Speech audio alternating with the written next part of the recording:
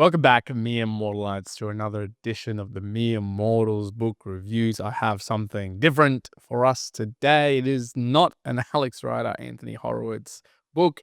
It is a j.r.r. Tolkien beauty, The Lord of the Rings, The Two Towers. This is the second book in the three-book series, the second part, if you will, written in 1954, and I've got the 1994 hardback copy by HarperCollins Publishers, but originally created in 1954 by the man J.R.R. Tolkien. I've done the review of The Hobbit as well as The Fellowship of the Ring, and I was having a look at other individuals because this book, of course, has been reviewed by a ridiculous amount of people. Most who are listening to this or who might be aware, great book, you've either read it probably already, or you've seen all of the movies, right? And the second one, the second part of the book, in comparison to the first one, at the very least, I'd say, darker, a tighter setup. It's got two different storylines. There's maybe a few little hints and pieces about the book that I will drop in here, but, and this is where the first beginning part I'm going to talk about, this goddamn book and this whole entire series has so many little pieces of detail of characters, of the build-up, that I'm telling you right now, I spent the last 2 or 3 months reading this particular book. I cannot recall everything to its nth degree.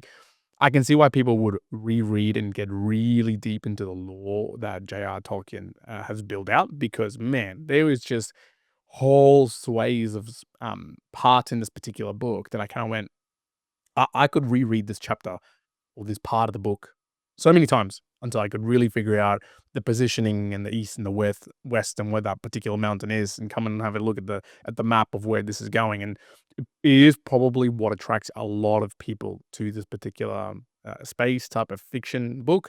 To others, and I'm gonna be fair and I'm gonna be frank, some of it doesn't attract me as much. Now, it could be because for the longest time, really also the last couple of months, I've been reading quick youth fiction style books at the same time that I've been reading The Two Towers. And so in comparison, you can't be fair. You can't say, well, I expect it to be as action packed as those sort of books or as quick moving as they are. So, I'm not going to detract it from that, because if I was reading this on its own, fully end to end, maybe I wouldn't have kind of jumped at that particular conclusion. However, like other J.R.R. Tolkien books, if you haven't read this particular book, and as usual, you might go, hey, if I watch the movie in comparison to reading the book, I'm going to expect to find a lot more detail in the book. Now, like The Fellowship of the Ring, Two Towers does not disappoint. The level of details in here are out of control detailed, to an extra degree that I probably wouldn't say is that beneficial, honestly, as I'm reading it. But again, some people love it. I'm going to lay on the fence of, oh, it's just a little bit too much. Sometimes the extra definition and the detail on the bushes and the water burbling and the coldness and the steamness coming through could have been compressed from, so this particular part of the three parts is 420, 430 odd pages. Could I have said that it could be in, 300 odd pages with a little bit less of all the details? I would have said so, but I'm sure there's a lot of people out there who are probably screaming into the computer, phone, wherever you're watching this, listening to this and going, nah, man, I wish it was 1,000 pages. Fine. You're going to get your own levels. But at least for me, I reckon it could have been a little bit more constricted. I tested this, and of one, of course, I shared a couple of the sentences and paragraphs with my wife, talked it out loud. I was like, babe, what do you think about this? And she was like, what the hell is this? Please stop reading it now. She's probably not the particular individual who would really enjoy these types of books, but nevertheless, it's my N of one check of what it could have been. So that's my first piece of feedback around the book. Maybe a little bit of a structure, and I'll jump around a little bit in this particular review. The Lord of the Rings, The Two Towers is different to The Fellowship in the Ring, whereas I guess I'd describe it, The Fellowship of the Ring is much more of a building out of the story, building out the characters. Who's Frodo? Who's Sam? Gandalf comes back to it, obviously, as is a sequel of The Hobbit. All of these other individuals kind of get introduced and you understand it. So it's a build-up. There's a build-up. You get to see the elves. You start to see some of the world that gets explored, obviously in much more detail than what was in The Hobbit. Again, go check out those book reviews. I talked about them as well. But in The Two Towers, it sort of gets really wide, I'd say. It's really broad. So there's two parts. So there's this book in itself is split into two sections. One where it's predominantly what happens to the rest of the company as they go off into the Battle of Helm's Deep, pursuing the two hobbits that get taken by the orcs. A ton load of other things. They meet the Ents. There's conversations that happen. They go see the men. They're going to battle at Helm's Deep. They go to Orthunk. Orthunk, how do you say that? Whatever. They go see Sauron. Gandalf comes back. Again, I'm going to be dropping off some bombs here if you haven't read this at all. But if you haven't, you probably don't even understand what's going on with many of these things that I'm saying.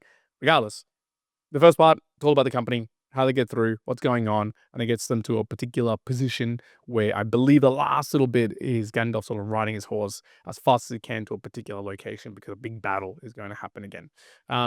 Awesome. Now, in comparison to the first book, Fellowship of the Ring, I would have said more action.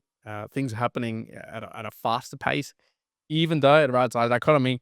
It's like there's all this detail in the book about specific things and the flowers and the grass and the horses and the people and whatnot. And again, there's the storyline and there's deep world building that J.R.R. Tolkien is known for, but it does combine it with a lot of action, right? The Battle of Helm's Deep. My mind went straight to the actual movie when I watched it as well, because again, I'm reading these books now for the first time, and I could see just the level of detail, the extra information, the what didn't happen in the movies and what actually happened in the book.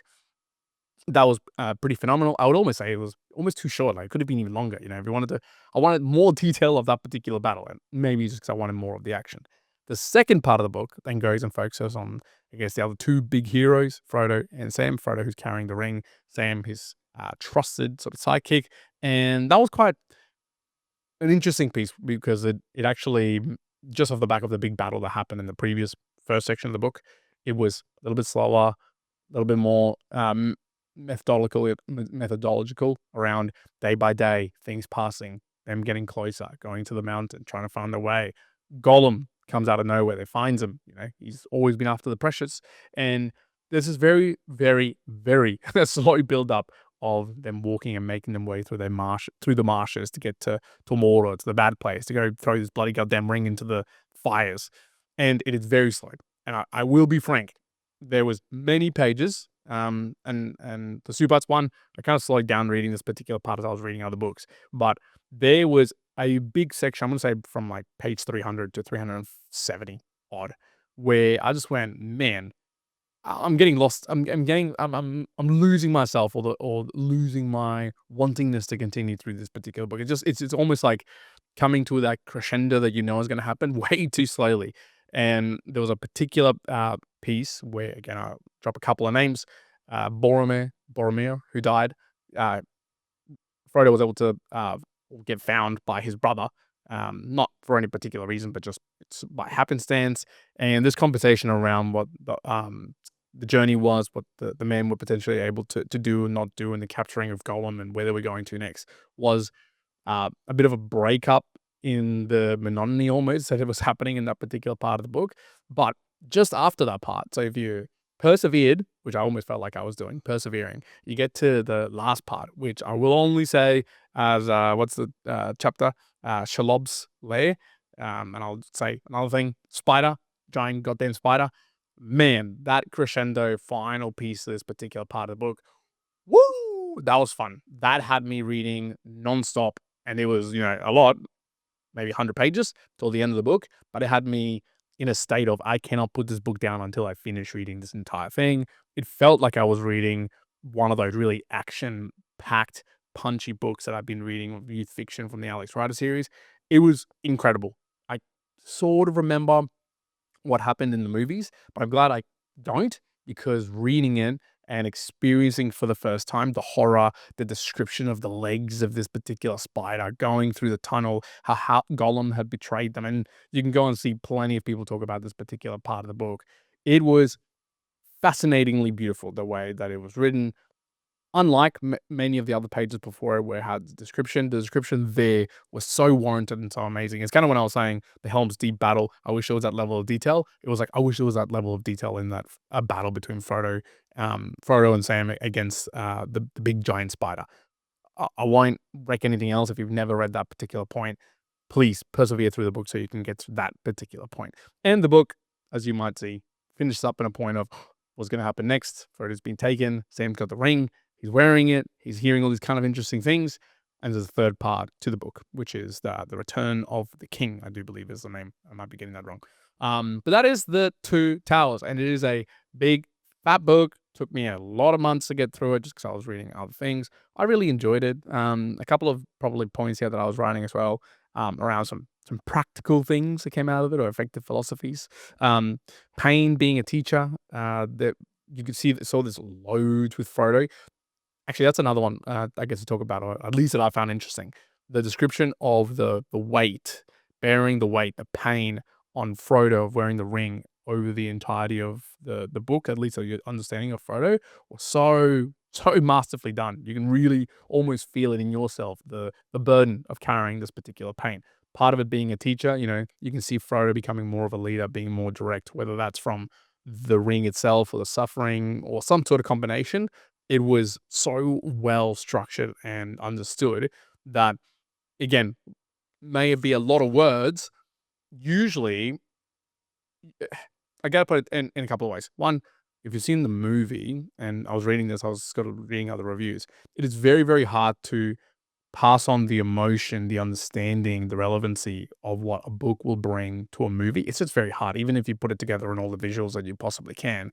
You don't get that deeper sense of invested time learning about or going through the journey to then feel the full burden of, say, that suffering that Frodo was carrying through. Versus in a movie, you've got limited amount of time to be able to build up the character, put that together in the story, and deliver it to someone to consume it. So in the book, you see that way more, and that kind of pain being a teacher component as well. The awesome thing as well was the heroism, or the unsung heroism, which I, again, love the fact that I didn't come into this book really knowing or reviewing much or looking into much of the detail.